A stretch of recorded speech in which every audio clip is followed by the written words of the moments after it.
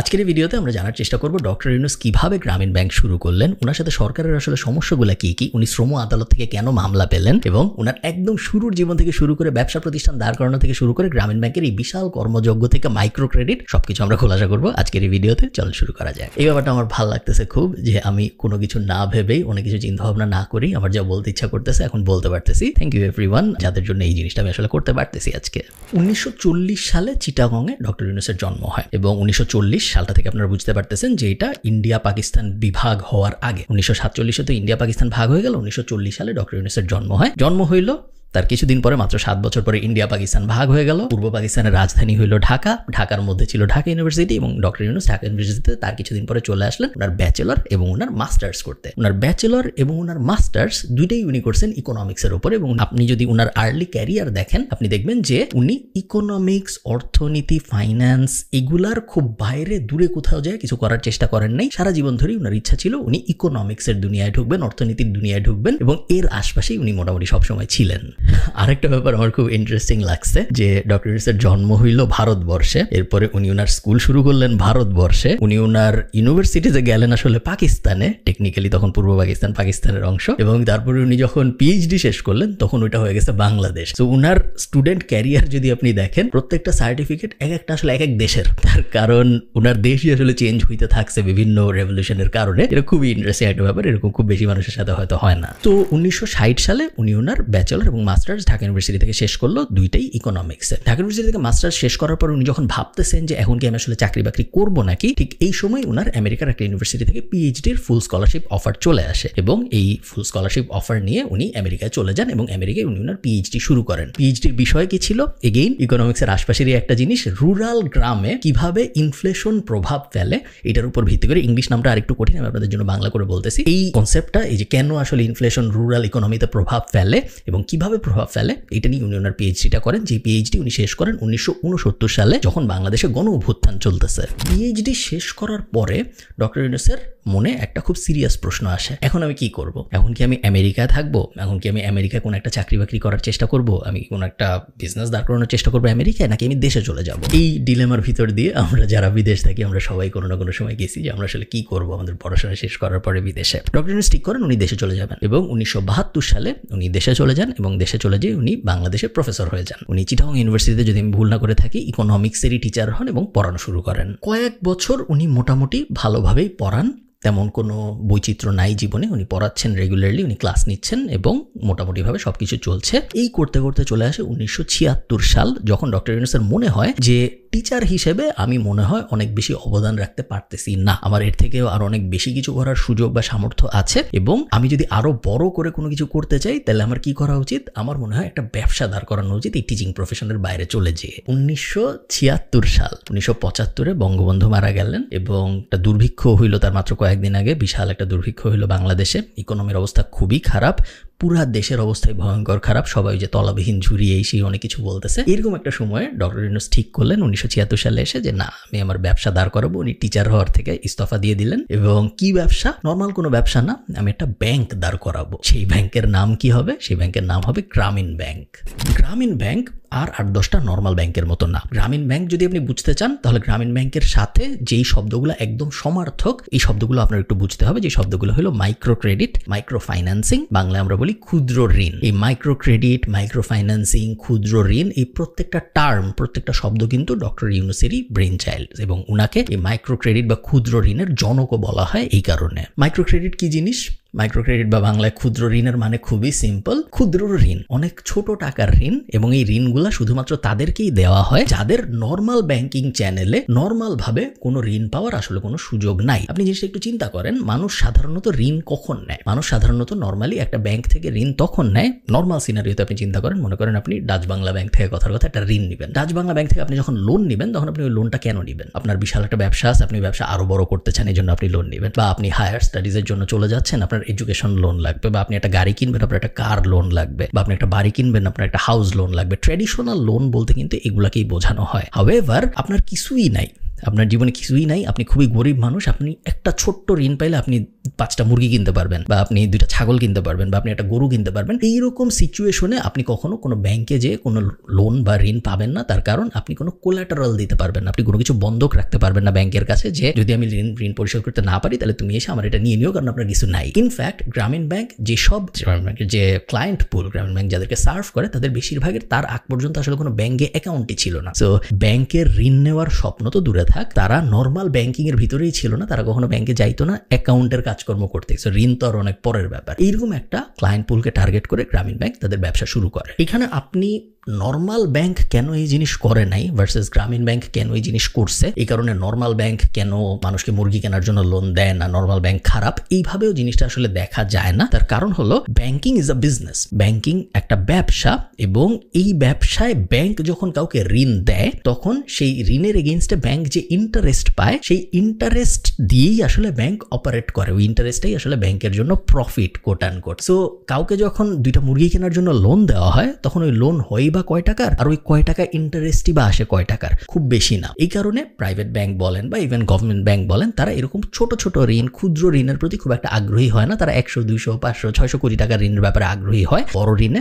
বড় ইন্টারেস্ট মানে ব্যাংকের বড় লাভ। সো বিজনেস ওয়াইজ যদি আপনি চিন্তা করেন, এই ক্ষেত্রে আপনি ব্যাংককে কখনো দোষ দিতে পারবেন না যে না তুমি কেন ক্ষুদ্র ঋণ দিতা না। গ্রামীণ ব্যাংক লোন দেওয়া শুরু করে এবং গ্রামীণ ব্যাংক ব্যাপকভাবে জনপ্রিয় হওয়া শুরু করে গ্রামগঞ্জের মানুষের ভিতরে, এবং এই সময়ই ডক্টর ইউনূসের বিরুদ্ধে প্রথম অ্যালিগেশনটা আসে। প্রথম অ্যালিগেশন কিন্তু শুধুমাত্র বাংলাদেশের ভিতর থেকে আসছে তা না, নরওয়ে ভিত্তিক ডকুমেন্টারিতে, এবং গ্রামীণ ব্যাংক যেহেতু ততদিন আস্তে আস্তে ছড়ায় যাওয়া শুরু করছে, পৃথিবীর অনেক দেশে মাইক্রো ক্রেডিট ব্যাপারটা শুরু হয়েছে, অনেক জায়গা থেকে ইভেন ইন্ডিয়া থেকেও এরকম অ্যালিগেশন আসা শুরু হয় যে মানুষজন ঋণের টাকা পরিশোধ করতে না পেরে নিঃস্ব হয়ে যাচ্ছে, গ্রামীণ ব্যাংক নাকি তাদের বাড়ি ঘর টর সব উঠাই নিয়ে চলে যাচ্ছে। এই কথা বেশিরভাগ সময় সত্যি না, তার কারণ গ্রামীণ ব্যাংক, যেটা আমি একটু আগে বললাম, কোনো কোল্যাটারাল দাবি করে না। গ্রামীণ ব্যাংককে বলতে হয় না যে আমি যদি আপনার ঋণ পরিশোধ করতে না পারি তাহলে আপনি আমার গরু নিয়ে চলে যান, এরকম বলতে হয় না। তাহলে প্রশ্ন আসতে পারে যে যদি কোনো কোল্যাটারাল ছাড়া আমি ঋণ দেই তাইলে এটা কি আমার জন্য অ্যাজ আ ব্যাংক গ্রামীণ ব্যাংকের জন্য এটা কি খুব বড় ধরনের একটা রিস্ক না?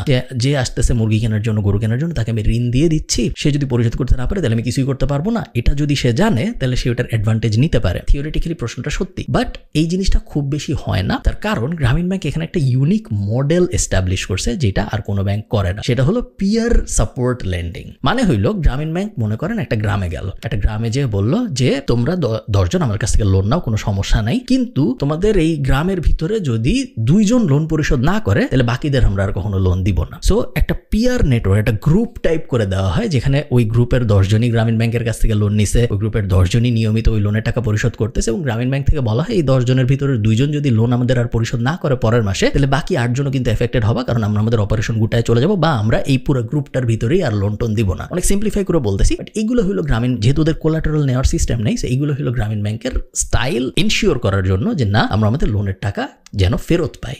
এই মাইক্রো ক্রেডিট ব্যাপারটা নিয়ে সমালোচনাও আছে এবং মাইক্রো ক্রেডিট ব্যাপারটা নিয়ে বিশাল রিসার্চও আছে। মেইন যে সমালোচনা সেটা হলো মাইক্রো ক্রেডিট কি আসলেই কাজ করে নাকি করে না। অনেকেই বলেন যে এইসব ক্ষুদ্র ঋণ দিয়ে আসলে মনে হয় তেমন কোনো কাজে আসে না, বড় ঋণ, বড় টাকা পয়সার ডিল, বড় এম্পাওয়ারমেন্ট, বড় ইনস্টিটিউশনাল লোন, এগুলো বাদ দিয়ে একদম ক্ষুদ্র 500, 1000, 2000, 4000, 5000 টাকার ঋণ দিয়ে মনে হয় তেমন কোনো লাভ হয় না। এটা একটা সমালোচনা মাইক্রো ক্রেডিট ব্যাপারটার উপরে, গ্রামীণ ব্যাংকের উপরে না, এবং এটা নিয়ে অনেক রিসার্চ হয়েছে। বেশিরভাগ রিসার্চে দেখা গেছে মাইক্রো ক্রেডিটের কিছু ইউনিক বেনিফিট আছে যে বেনিফিটগুলো অন্য কোনো ক্রেডিট সিস্টেমের নাই। 1 নম্বর বেনিফিট হইল উইমেন এম্পাওয়ারমেন্ট। গ্রামীণ ব্যাংকের বেশিরভাগ লোন গ্রহীতা নারী, 96 বা 97%, আমি এক্সাক্ট নাম্বারটা বলতে পারবো না, বাট এই 96 খুব ভয়ঙ্কর রকম হাই অ্যামাউন্ট হইল নারী। এবং এই নারীরা যখন গ্রামীণ ব্যাংক থেকে লোন নিচ্ছেন এবং লোন পরিশোধ করতেছেন এবং এম্পাওয়ার্ড হচ্ছেন, লোন নিয়ে ওনারা কি করতেছেন, ওনারা ছোট একটা ব্যবসা দাঁড় করাচ্ছেন, ওনারা কিছু যে এগেইন মুরগি, গরু, ছাগল এক্সাম্পল, বা ছোট একটা ফার্ম দিচ্ছেন, এরকম কাজকর্ম করতেছেন। এই টাকা ইনকাম ওনারা যখন নিজেরা করতেছেন ওই গ্রামের ভিতরে, এই নিজের ছোট্ট একটা গোষ্ঠীর ভিতরে, তখন ওনারা নিজেরা এম্পাওয়ার হচ্ছেন। এম্পাওয়ার হওয়ার মানে কি? এম্পাওয়ার হওয়ার মানে হইলো ওনার মেয়েকে তারপরে যখন ঠিক হচ্ছে যে 13 বছর বয়সে বিয়ে দেওয়া হবে, তখন ওই মাটা বলতে পারতেছেন যে না আমি 13 বছর বয়সে আমার মেয়েকে বিয়ে দিব না। তখন ওনার হাজবেন্ড যখন বলতেছে যে বিয়ে দিবা না কেন, দিতেই হবে, তখন এই মাটা আবার বলতে পারতেছেন যে তুমি চাইলে না খাওয়াইতে চাইলে না খাওয়া। এই যে এম্পাওয়ারমেন্ট, যেটা শুধুমাত্র তখনই আপনার জন্য আসে যখন আপনার ফাইন্যান্সিয়াল ক্যাপাবিলিটি বাড়ে, ওই ব্যাপারটা গ্রামীণ ব্যাংক এনশিওর করেছে বাংলাদেশের নারীদের মধ্যে, যেটা আগে ওরকম ছিল না। এবং এই নারীদের এম্পাওয়ারমেন্টকে বলা হয় গ্রামীণ ব্যাংকের লোনের সবচেয়ে বড় বেনিফিটগুলোর একটা। সেকেন্ড বেনিফিট হলো ব্যবসায় কর্মসংস্থান। এই ছোট যে লোনগুলো দেওয়া হচ্ছে, মুরগি কেনার লোন, গরু কেনার লোন, বা টয়লেট বসানোর লোন, বা ছোট ফার্ম বসানোর লোন, এই লোনগুলো যখন একজন মানুষ নেয়, প্রত্যেকেই ওই গ্রামের ভিতর থেকে 2-3 জনকে হায়ার করে তাদের ওই ছোট্ট বিজনেস ম্যানেজ করার জন্য। তার ওই ছোট্ট গরুর ফার্মটা ম্যানেজ করার জন্য কিন্তু 2 জন মানুষ লাগে, তার ওই ছোট্ট ফার্মটা ম্যানেজ করার জন্য কিন্তু 2 জন কৃষক লাগে। তো ছোট ভাবে কোনো সময় এরকম হয় না যে একজনের 500 এমপ্লয়ি হয়ে গেছে, বাট ছোট ভাবে অনেক মানুষ ক্ষুদ্র ভাবে একজন দুইজনকে চাকরি দেয়। সো ক্ষুদ্র অনেক এমপ্লয়মেন্ট অপরচুনিটি সৃষ্টি হয়, যেটাও গ্রামীণ ব্যাংকের বা ইন জেনারেল মাইক্রো ক্রেডিটের একটা বড় বেনিফিট হিসেবে দেখা হয়। তো গ্রামীণ ব্যাংক ডক্টর ইউনূস চালাচ্ছে, ততদিনে উনি পড়াশোনা শেষ, উনি এডুকেশন লাইন থেকে বের হয়ে গেছে, উনি ব্যাংকিং এর দুনিয়ায় চলে আসছে। এবং কিছুদিন পরে দেখা যায় যে 97% মানুষ গ্রামীণ ব্যাংকের লোন নিয়ম করে পরিশোধ করে। এটা আমি যেটা বললাম যে 95-96% এর মধ্যে নারী, কোনো সমস্যা নেই। এবং এই ব্যাপারটা যখন আস্তে আস্তে জনপ্রিয় হওয়া শুরু হয়, তখন ডক্টর ইউনূসের গ্লোবাল রেকগনিশন আসা শুরু হয়। বাংলাদেশের প্রত্যেকটা গ্রামে গ্রামীণ ব্যাংক তো যাই, একই সাথে বাংলাদেশের বাইরে পৃথিবীর বিভিন্ন জায়গায় মাইক্রো ক্রেডিটের কনসেপ্টটা বিস্তার হওয়া শুরু হয়। ডক্টর ইউনূস প্রত্যেকদিন এক দেশ থেকে আরেক দেশে ইনভাইটেশন পায়, প্রত্যেকটা দেশে উনি যায়, ওই দেশে মাইক্রো ক্রেডিট এস্টাবলিশ করার ব্যাপারে হেল্প করা শুরু করে। অনেক সময় ওরা গ্রামীণ ব্যাংকে টাকা দিয়ে এক্সপার্ট হায়ার করে নিয়ে যায়, অনেক সময় ডক্টর ইউনূস নিজেই যায়। মাইক্রো ক্রেডিট ব্যাপারটা পুরো দুনিয়ায় জনপ্রিয় হওয়া শুরু হয়। এখানে আমি একটা ইন্টারেস্টিং ব্যাপার বলে রাখি, আপনাদের অনেকেই হয়তো ব্যাপারটা মজা পাবেন। গ্রামীণ ব্যাংক যখন এক্সপ্যান্ড করা শুরু করে, তখন গ্রামীণ ব্যাংক বিভিন্ন ধরনের এক্সট্রা ইনিশিয়েটিভ নেয়, শুধুমাত্র ওই লোনের সম্পর্কটা থেকে বের হয়ে আরো সাইড ভেঞ্চার শুরু করে গ্রামীণ ব্যাংক। এবং এই সাইড ভেঞ্চারগুলোর মধ্যে একটা ছিল গ্রামীণ টেলিকম, যেটা হলো গ্রামে গঞ্জে টেলিকম কমিউনিকেশন, এই ব্যাপারটা বাড়ানোর জন্য গ্রামীণ ব্যাংকের একটা প্রজেক্ট ছিল গ্রামীণ টেলিকম। এই গ্রামীণ টেলিকম শুরু করার কিছুদিন পরে নরওয়ের একটা কোম্পানি আছে টেলিনর, ওই টেলিনর বাংলাদেশে আসে, এবং নরওয়ে টেলিনর এবং গ্রামীণ ব্যাংকের গ্রামীণ টেলিকম, এই দুইটা কোম্পানি মিলে জয়েন্ট ভেঞ্চারে আরেকটা ব্যবসা শুরু করে, যে ব্যবসাটার নাম দেওয়া হয় গ্রামীণ ফোন। সেই গ্রামীণ ফোন এখন আমরা অনেকে ইউজ করি বাংলাদেশে। গ্রামীণ ফোন বাংলাদেশের সবচেয়ে বড় টেলিকম অপারেটরদের একজন। তো গ্রামীণ ব্যাংক অনেক ভালো করতেছে, গ্রামীণ টেলিকম হইছে, আরো অনেক সাইড ভেঞ্চার দাঁড়াইছে, সবকিছু মোটামুটি ঠিকঠাক মতো চলতেছে। এই চলতে 2006 সালে এসে গ্রামীণ ব্যাংক এবং ডক্টর ইউনূস দুইজনই শান্তিতে নোবেল পুরস্কার পায়। এবং ইন্টারেস্টিং ব্যাপার হইল, ওনারা ইকোনমিক্সে নোবেল পায় নাই, ওনারা অর্থনীতিতে নোবেল পায় নাই, ওনারা শান্তিতে নোবেল পেয়েছে। এবং শান্তিতে নোবেল পাওয়ার কারণটাই হইল এই মাইক্রো ক্রেডিট ব্যাপারটা যেইভাবে এক্সট্রা বেনিফিট গুলা দিছে, এই উইমেন এম্পাওয়ারমেন্ট বলেন, এই জব অপরচুনিটি সৃষ্টি করার সুযোগ বলেন, গ্রামের ভিতরে একটা ছোট্ট কমিউনিটির ভিতরে যে শান্তি বাড়ানোর ব্যাপারটা বলেন, ওই ব্যাপারগুলো কনসিডার করেই ওনাদেরকে শান্তিতে নোবেল দেওয়া হয়, ইকোনমিক্স বা অর্থনীতিতে না দিয়ে। নোবেল পুরস্কার পাওয়া ছাড়াও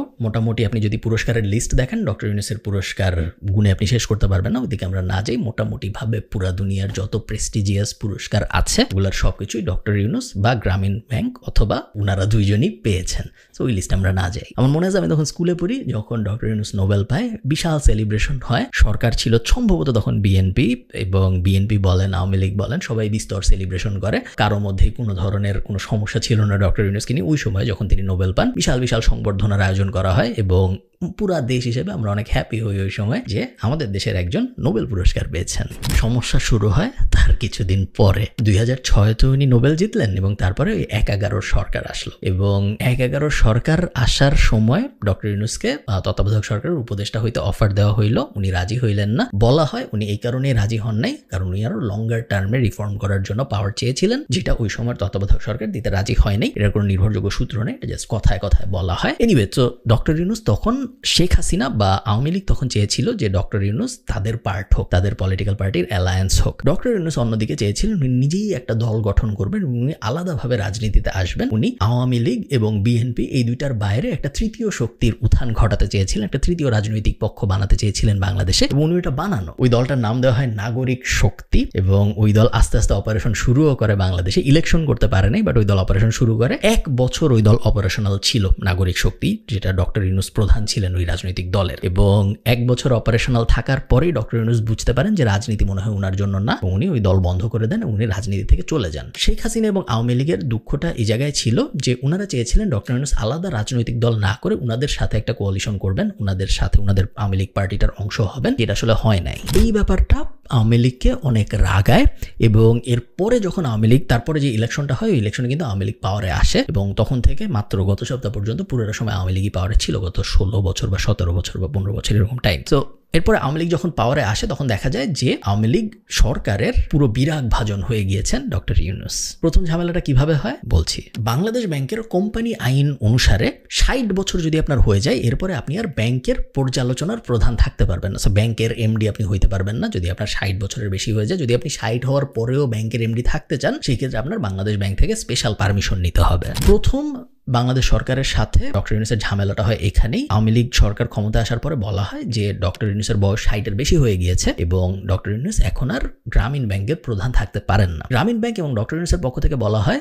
দুইটা জিনিস। এক, গ্রামীণ ব্যাংক যদি চায়, আমার ব্যাংক যদি আমাকে নিয়ে হ্যাপি থাকে, আমার এমপ্লয়িরা যদি আমাকে নিয়ে হ্যাপি থাকে, আমার বেশি থাকতে সমস্যা কি, আমি চাইলে থাকতেই পারি। এটা যেহেতু একটা প্রাইভেট ব্যাংক, সো আমি আমার কোম্পানির সিইও কাকে বানাবো এটা আমার ব্যাপার, এখানে সরকারি ইন্টারভিউশনের দরকার নেই, এটা বলা হয়। এবং দ্বিতীয় আরেকটা যে ব্যাপার বলা হয় সেটা হলো যদি আমি ভুল করেই থাকি, আমি তো গত 11 বছর ধরেই আছি, এটা বলা হয় হলো ডক্টর ইউনূসের বয়স তখন হয়তো 70-এর একটু বেশি, বলা যে আমি গত 11 বছর ধরেই আছি, যদি 60-এর পরেই থাকা না যায় তাহলে গত 11 বছরে আমাকে কিছু বলা হয় নাই কেন। এই দুইটা ব্যাপার বলা হয় এবং আরো কিছু মাইনর জিনিসপত্র বলা হয় বলে এটার এগেইনস্টে হাইকোর্টে আপিল করা হয়। পুরো বিশাল একটা ব্যাটল হয় এবং এই ব্যাটলে ডক্টর ইউনূস এবং গ্রামীণ ব্যাংক হেরে যায়। ডক্টর ইউনূসকে গ্রামীণ ব্যাংক থেকে অপসারণ করা হয়। অনেকে বলেন, এগেইন এগুলা কথা, এগুলোর কোনো আপনি কাগজপত্রে প্রমাণ পাবেন না, এগুলো অনেকেই বলেন যে ডক্টর ইউনূস যদি সরকারের বিরাগ ভাজন না হতেন তাহলে ওনাকে কখনোই এই পদ থেকে সরানো হতো না। এবং ওই সময় অ্যাটর্নি জেনারেল যিনি ছিলেন তিনি এইটা পাবলিকলি বলেন যে নোবেল পুরস্কার পাওয়ার কথা ছিল আমাদের প্রধানমন্ত্রী শেখ হাসিনার, তৎকালীন প্রধানমন্ত্রী, কিন্তু নোবেল পুরস্কার পেলেন কিভাবে ডক্টর ইউনূস, এটা তো ঠিক হইল না। এরকম কিছু কথাবার্তা স্টেটমেন্ট তৎকালীন অ্যাটর্নি জেনারেল তো বলেন এবং রেগুলার আওয়ামী লীগের নেতারা তো বলেছেনই। সো এইগুলার থেকে দুয়ে দুয়ে অনেকে 4 মিলিয়ে নেয় যে নোবেল পুরস্কার প্লাস সরকারের বিরাগ ভাজন হয়, এই দুইটা ব্যাপার যদি না হইতো তাহলে হয়তো ডক্টর ইউনূসকে গ্রামীণ ব্যাংক থেকে সরানো হইতো না। তো গ্রামীণ ব্যাংক থেকে ডক্টর ইউনূস চলে গেল। উনি ওনার মতো করে এখন পুরো দুনিয়া ঘুরে, উনি পুরো দুনিয়ায় স্পিচ দিয়ে বেড়ায়, বিভিন্ন ইউনিভার্সিটি উনাকে ডাকে, ওইসব ইউনিভার্সিটিতে উনি যায়, বিভিন্ন দেশ উনাকে ডাকে মাইক্রো ক্রেডিট ব্যাপারটা ওই দেশে এস্টাবলিশ করার জন্য উনি ওই দেশে যায়, উনি বই লেখে, বইয়ের থেকে উনি টাকা পায়। উনার এই যে রয়্যালিটির ইনকাম, অনেকে পৃথিবীর বিভিন্ন জায়গায় ইউনূস সেন্টার বানায়, সেই ইউনূস সেন্টারগুলো উনাকে ইউনূস নামটা ব্যবহার করার জন্য রয়্যালিটি টাকা দেয়, মাইক্রো ক্রেডিট এস্টাবলিশ করার জন্য টাকা পায় এবং এইসব থেকে উনার ইনকাম দিয়ে উনার জীবন চলতেছে। গ্রামীণ ব্যাংকের সাথে উনার কোনো লেনাদেনা নাই তখন থেকে। আর তো কাহিনী চলতেছে, ডক্টর ইউনূস গ্রামীণ ব্যাংক থেকে চলে গেল, গ্রামীণ ব্যাংকের মতো চলতেছে। বাংলাদেশে উনি আর তেমন কিছু করতে পারতেছেন না, বাংলাদেশে উনি কিছু করার সুযোগও পাচ্ছেন না, কারণ ওই সময় উনি সরকারের পুরা বিরাগ ভাজন একজন ব্যক্তি। মধ্যে আরো একটা টুইস্ট আছে, বাংলাদেশ সরকার একই সময়ে পদ্মা সেতু বানানোর চেষ্টা করতেছে এবং পদ্মা সেতুর জন্য লোন নেওয়ার চেষ্টা করতেছে বিভিন্ন জায়গা থেকে। বিশ্ব ব্যাংক থেকে বাংলাদেশ সরকার লোন নিতেও শেষ পর্যন্ত ওই লোন আটকে যায় এবং বাংলাদেশ সরকার অভিযোগ করে এই লোন যে আটকে গেছে এটার মেইন কারণগুলোর একটা হইলো ডক্টর ইউনূস লবিং করে বিশ্ব ব্যাংককে বলছে বাংলাদেশকে যেন পদ্মা সেতুর জন্য লোন দেওয়া না হয়। এবং ফেমাসলি পদ্মা সেতু শেষ পর্যন্ত বাংলাদেশের নিজেদের অর্থায়নে হয়, লোন পাওয়া যায় নাই। এবং ফেমাসলি যখন এই পদ্মা সেতু উদ্বোধন হয়, উদ্বোধনের পরে একটা অনুষ্ঠানে শেখ হাসিনাকে জিজ্ঞেস করা হয় যে এখন আপনি ডক্টর ইউনূসকে পেলে কি করতেন, কারণ শেখ হাসিনা বিভিন্ন সময় বলেছেন যে ডক্টর ইউনূসই আসলে পদ্মা সেতুর এই লোন আটকে দিয়েছিল। এবং যখন জিজ্ঞেস করা হয় শেখ হাসিনাকে যে আপনি এখন ডক্টর ইউনূসকে পেলে কি করতেন, তখন শেখ হাসিনা বলেন একটা প্রেস কনফারেন্সে সবার সামনে যে এখন উনাকে পদ্মায় 2 বার চুবানো উচিত। পদ্মা সেতুর মতো সেতুর টাকা বন্ধ করেছে, তাকেও আবার পদ্মা নদীতে দিয়ে 2টা চুবনি দিয়ে উঠাই নেওয়া উচিত, মরে যাতে না যায়, একটু পদ্মা নদীতে 2টা চুবনি দিয়ে সেতুতে তুলে দেওয়া উচিত। এবং পরবর্তীতে ডক্টর ইউনূস এটা নিয়ে অনেক আক্ষেপ করেছেন। আরেকটা টক শোতে উনি এই ব্যাপারটাই আবার বলেছেন যে আমাদের প্রধানমন্ত্রী তো আমাকে পানিতে পদ্মায় চুবাইতে চায়, 2 বার চুবাইতে চায় এবং খেয়াল রাখতে বলেছেন যেন মরে না যাই। এই ব্যাপারটা নিয়েও ব্যাপক আলোচনা হয় ওই সময়। ওকে, সো এগুলা চলতেছে এবং ডক্টর ইউনূস বিভিন্ন সময় যখনই সুযোগ পাচ্ছে সরকারের এগেইনস্টে বিভিন্ন ধরনের স্টেটমেন্টও দিচ্ছে। সো সরকারি যদিও বেশিরভাগ করতেছিল ওই সময়, বাট ডক্টর ইউনূসকে যখনই সরকার বিষয়ে কোনো কিছু জিজ্ঞেস করা হয়েছে, ডক্টর ইউনূস কিন্তু বিভিন্ন সময় বাংলাদেশে আওয়ামী লীগ সরকার সেই সময় ক্ষমতায় ছিল, আওয়ামী লীগ সরকারের এগেইনস্টে বিভিন্ন ধরনের স্টেটমেন্ট দিয়েছেন। এবং এই কাহিনী চলতে চলে আসে 2021 সাল। এইবার শুরু হইল মামলা। শ্রম আইনে লেবার কোর্টে ফার্স্ট যে মামলাটা করা হয় বা সবচেয়ে সিগনিফিকেন্ট যে মামলাটা করা হয় ডক্টর ইউনূসের বিরুদ্ধে, সেই মামলার মূল বক্তব্য হইল গ্রামীণ ব্যাংকের আইনে আছে যে গ্রামীণ ব্যাংকের যে লভ্যাংশ, সেই লভ্যাংশের 5% এমপ্লয়ীদের মধ্যে ডিস্ট্রিবিউট করে দিতে হবে, যেই ডিস্ট্রিবিউট করা হয় নাই। এবং আরেকটা অভিযোগ হইল গ্রামীণ ব্যাংকের 100 বা 110 জন এরকম সংখ্যক কর্মীকে পার্মানেন্ট করা হয়নি, তারা অস্থায়ী কর্মী হিসেবে থেকে গিয়েছিলেন। এই দুইটা মেজর ফ্ল এবং আরো কিছু এক্সট্রা জিনিসপত্র নিয়ে একটা মামলা করা হয় ডক্টর ইউনূসের বিরুদ্ধে লেবার কোর্টে। কলকারখানা ও পরিদর্শন অধিদপ্তর এই মামলাটা করে এবং ডক্টর ইউনূস ছাড়াও গ্রামীণ ব্যাংকের আরো 4 জনকে আসামি করা হয়। আত্মসমর্পণ করেন ডক্টর ইউনূস এবং জামিন চান, ওনাকে ইমিডিয়েটলি 36 দিনের জামিন দেওয়া হয়। এই টাইমটাই ডক্টর ইউনূসকে হয়রানি বন্ধ করতে বললে ফার্স্টে ওবামা একটা চিঠি লেখে এবং তারপরে আরো অনেক দেশের প্রধান এবং নোবেল বিজয়ীরা, প্রাক্তন নোবেল বিজয়ীরা, জ্ঞানীগুণী মানুষরা সবাই মিলে একটা খোলা চিঠি লেখে এবং এই যে জ্ঞানীগুণী মানুষদের লিস্ট লিস্ট এখানে আইরিশ প্রাইম মিনিস্টারও ছিল আমার মনে আছে। তো এই খোলা চিঠি পড়ে এবং বারাক ওবামার চিঠি পড়ে তখনকার প্রাইম মিনিস্টার শেখ হাসিনা এবং আওয়ামী লীগ সরকার দুইজনই আরো ক্ষিপ্ত হয়ে যায় এবং ওনারা বলেন যে এটা পুরোপুরি একটা জুডিশিয়াল ম্যাটার, আমরা তো আসলে কিছু করি নাই, এটা কারা মামলা করছে আমরা জানি না, মামলা আদালতে বিচার হবে এবং আদালতে ডিসিশন হবে যে ডক্টর ইউনূস আসলেই শ্রমিকদের টাকা খেয়ে ফেলছে নাকি। যিনি এত নামি দামি নোবেল প্রাইজ প্রাপ্ত, তার জন্য এই 40 জনের নাম খয়রাত করে এনে অ্যাডভার্টাইজমেন্ট দিতে হবে কেন, তা আবার বিদেশি পত্রিকায়? এটাই আমার প্রশ্ন, আর কিছু না। এবং খুব ইন্টারেস্টিংলি দেখা যায় যে ডক্টর ইউনূসের বিরুদ্ধে এই চিঠিগুলা পাবলিশ হওয়ার পরে মামলা আরো বেড়ে যায় এবং এক সময় দেখা যায় যে ডক্টর ইউনূসের বিরুদ্ধে 18টা মামলা চলতেছে, 19টা মামলা চলতেছে এবং ডক্টর ইউনূসের নিজের যে ব্রেইনের ক্যাপাসিটি সেটার একটা বড় অংশ ব্যয় হওয়া শুরু হয় এই মামলাগুলায় হাজিরা দিতে এবং মেন্টালি এই মামলাগুলার প্রস্তুতি নিতে। আপনি কোনো প্ল্যান প্রোগ্রাম করতে পারছেন না, রোববারে সোমবারে কি করবেন আপনি বুঝতে পারতেছেন না, সোমবারে কি করবেন যেহেতু আপনি জানেন না। এটা কাজে অনিশ্চয়তা শুধু আমার সঙ্গে যারা জড়িত, আমার সঙ্গে যারা কাজ করে তাদের সব আছে। কর্মীদের পরিচয়পত্র দেওয়া হয় নাই, আয়কর রিটার্ন ঠিক মতো জমা দেওয়া হয় না, কর্মীদের কাজের পরিবেশ নাই, কর্মীদের ঠিক মতো ছুটি দেওয়া হয় না, এরকম বিভিন্ন অভিযোগে বিভিন্ন ধরনের মামলা করা হতে থাকে তখন ডক্টর ইউনূসের বিরুদ্ধে। এগেইন এই কথার কতটুকু সত্যতা আছে আমি জানি না, আপনারা যারা হাইকোর্টে কাজ করেন তারা হয়তো আমাকে কমেন্টে বলতে পারবেন। ডক্টর ইউনূসের বিরুদ্ধে যেহেতু এখন অনেকগুলো মামলা চলতেছে, 18টা 19টা, সো ডক্টর ইউনূসকে কিছুদিন পরপরই আদালতে হাজিরা দিতে হইতো জামিনের জন্য। বলা হয় যে ডক্টর ইউনূস যখন আদালতে আসতেন তখন মামলাগুলো শুনানি হইতো একদম উপরের দিকের কোনো একটা ফ্লোরে, 8th ফ্লোরে বা 9th ফ্লোরে, 8 তলা 9 তলায় এই মামলাগুলো শুনানির জন্য রাখা হইতো এবং কোনো একটা কারণে ডক্টর ইউনূস যখনই হাজিরা দিতে আসতেন শুনানির সময় তখনই ওই আদালতে, যে আদালতে উনি যাইতেন, ওটার লিফট কাজ করতো না। এটার কতটুকু সত্যতা আছে আমি জানি না, সত্যতা যদি থেকে থাকে তাহলে জিনিসটা খুবই খুবই খুবই স্যার একটা ব্যাপার, বাট আপনারা আমাকে কমেন্টে জানাতে পারেন কেউ যদি ডিরেক্টলি দেখে থাকেন এরকম। যাই হোক, ফাইনালি 2024 সালের জানুয়ারি মাসে আমরা জানতে পারি যে ডক্টর ইউনূসের 6 মাসের জেল হয়েছে। শুধু জেল হয়েছে তা না, ডক্টর ইউনূসের জেলের সাথে 5,000 টাকা জরিমানাও হয়েছে এবং পুরাটাই ওই ফার্স্ট মেইন মামলাটাকে কেন্দ্র করে আদালত রায় দেয় যে ডক্টর ইউনূস এখন একজন আসামি। রায়ের পরে আদালতের বাইরে এসে ডক্টর ইউনূস বেশ আবেগঘন একটা প্রেস কনফারেন্স ঠিক না, মানে সাংবাদিকরা দাঁড়ায় ছিল তার কথা শোনার জন্য। সো ডক্টর ইউনূস যখন আদালত থেকে বাইরে আসেন উনি খুব ইন্টারেস্টিং একটা কথা বলেন। উনি বলেন, যে দোষ আমরা করি নাই সেই দোষের ওপরে শাস্তি পেলাম, এটা আমাদের কপালে ছিল, জাতির কপালে ছিল, জাতির কপালে যেটা ছিল আমরা সেটা বহন করলাম। এরপরে উনি ওটার আপিল করেন যে এটা ঠিক হয় নাই এবং আপিলের কার্যক্রম শুরু হয়। আপনি চিন্তা করেন একটা মানুষের জীবন কতটা ইন্টারেস্টিং। আপনারা অনেকেই জানেন প্যারিস অলিম্পিক, যেটা 2024 অলিম্পিক, ওই অলিম্পিকে ডক্টর ইউনূস প্রধান অতিথিদের একজন এবং ডক্টর ইউনূসের জীবনটাকে ইন্টারেস্টিং ফেজে ছিল। চিন্তা করেন, একদিকে উনি শ্রম আদালতে ওনার বিরুদ্ধে রায় হইল যে উনি আসামি, ওনার 6 মাসের জেল এবং 5,000 টাকা জরিমানা, উনি ওটার বিরুদ্ধে আপিল করলেন। আপিলের শুনানি শুরু হইল। শুনানি চলতে চলতে উনি চলে গেলেন প্যারিসে, কারণ উনি প্যারিসে অলিম্পিকের প্রধান গেস্টদের মধ্যে একজন এবং প্যারিস অলিম্পিকের ওনার ডক্টর ইউনূসের একটা নতুন কনসেপ্ট আছে 3-0, ওটা নিয়ে আলাদা একটা ভিডিও বানানো যাবে হয়তো যদি দরকার হয়। ওই 3-0 ব্যাপারটা ফ্রান্স চায় প্রমোট করতে এবং এই কারণে ওনাকে প্যারিস অলিম্পিকের প্রধান গেস্টদের একজন বানানো হয়েছিল। তো ডক্টর ইউনূসের পিকুলিয়ার লাইফটা আপনি চিন্তা করেন, একদিকে শ্রম আদালতে ওনার বিরুদ্ধে একটা মামলা উনি আসামি হয়েছে, ওটার আপিল চলতেছে, অন্যদিকে আরো 17-18টা মামলা এমনিতে চলতেছে, দেশে ওনার খুব বাজে অবস্থা, কিন্তু বাকি দুনিয়া উনি আবার একটা প্রেস্টিজ গেস্ট, ওনার জন্য পুরা দুনিয়া পাগল, পুরা দুনিয়া ওনাকে ডেকে নিয়ে যাচ্ছে, এরকম ভালো ভালো ভালো ভালো প্রিমিয়াম জায়গাগুলো গেস্ট বানানো হচ্ছে, পুরাপুরি মুদ্রার এপিট ওপিট চিত্র ওনার দুই দিকে। এই চলতে চলতে উনি যখন প্যারিসে অলিম্পিক দেখছেন, এই অলিম্পিক ব্যাপারটা চলতে চলতে বাংলাদেশে ছাত্র আন্দোলন তুমুল আকার ধারণ করে এবং ছাত্র আন্দোলনের মুখে শেখ হাসিনা পদত্যাগ করেন এবং শেখ হাসিনা পদত্যাগ করার পরে ছাত্র আন্দোলনের মেইন যারা ছিল, আপনারা কাহিনী এর পরে টুক মোটামুটি জানেন, ওনারা ডক্টর ইউনূসের সাথে যোগাযোগ করেন। ডক্টর ইউনূসের সাথে যোগাযোগ করে ওনাকে বলা হয় যে অন্তর্বর্তীকালীন সরকারের প্রধান উপদেষ্টা উনি হইতে রাজি নাকি। উনি রাজি হন, উনি প্যারিস থেকে বাংলাদেশে রওনা দেন এবং তখন আরো কিছু ইন্টারেস্টিং ব্যাপার ঘটে। উনি যে মামলার আপিল করছিলেন, ওনার যে 6 মাসের জেল হইল এবং 5,000 টাকা জরিমানা হইল, ওই আপিলের শুনানি হঠাৎ করে একদম স্পিড আপ হয়ে পরের দিনই চলে আসে। ডক্টর ইউনূস বাংলাদেশে নেমে জানতে পারেন যে ওনার আপিলের শুনানি হয়ে গেছে এবং ওনাকে বেকসুর খালাস দেওয়া হয়েছে। এই খালাস দেওয়ার একদিন পরে উনি অন্তর্বর্তীকালীন সরকারের প্রধান উপদেষ্টা হিসেবে শপথ নেন। ডক্টর ইউনূসের জীবন যে ফ্যাসিনেটিং এবং ইন্টারেস্টিং, এত ইন্টারেস্টিং জীবন আমার মনে হয় খুব কম মানুষেরই এক্সপিরিয়েন্স করার সুযোগ হয়েছে। এই কারণে ডক্টর ইউনূসকে অবশ্যই অনেক অনেক কংগ্রাচুলেশনস।